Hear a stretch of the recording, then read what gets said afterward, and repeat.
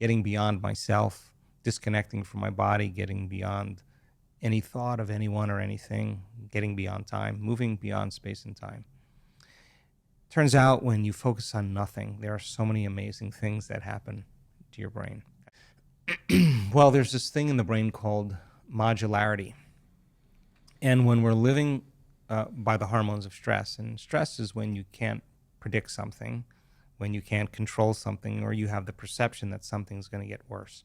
You switch on that fight or flight nervous system, and the rush of those chemicals causes us to become alert, to become aroused. And we narrow our focus on the material world. And so when you're not able to control everything in your life and you can't predict everything in your life, you start shifting your attention to everyone and everything, every person, every object, every place. We've all had that experience when we're under stress. And every one of those people, those objects, those things, those places has a neurological network in the brain. So like a lightning storm in the clouds, the brain begins to fire out of order, very incoherently. It becomes modulated or compartmentalized.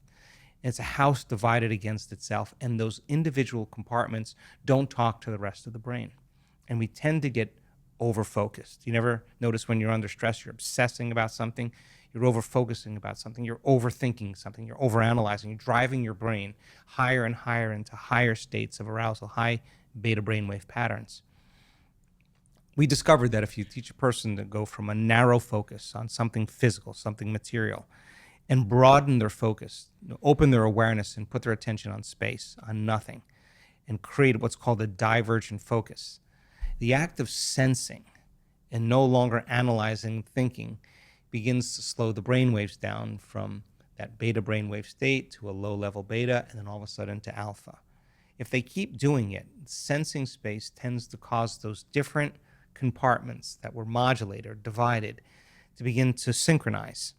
And what syncs in the brain actually links in the brain. So the brain starts firing in a more holistic state. In other words, every single area of the brain is resonating at the same frequency. And now the brain is functioning as one neurological network instead of individuals. And that kind of holism, that kind of order feels really good.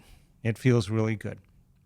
And so people practice slowing their brain waves down, not only to get beyond the analytical mind, but to cause the brain to fire in a more coherent way. And if we're going to have a clear intention about what we want, the more coherent the brain, the clearer the intention. So we've seen in 7 days, even in 4 days, these dramatic changes in the levels of coherence and order that take place in the brain. The brain's firing in a more holistic state.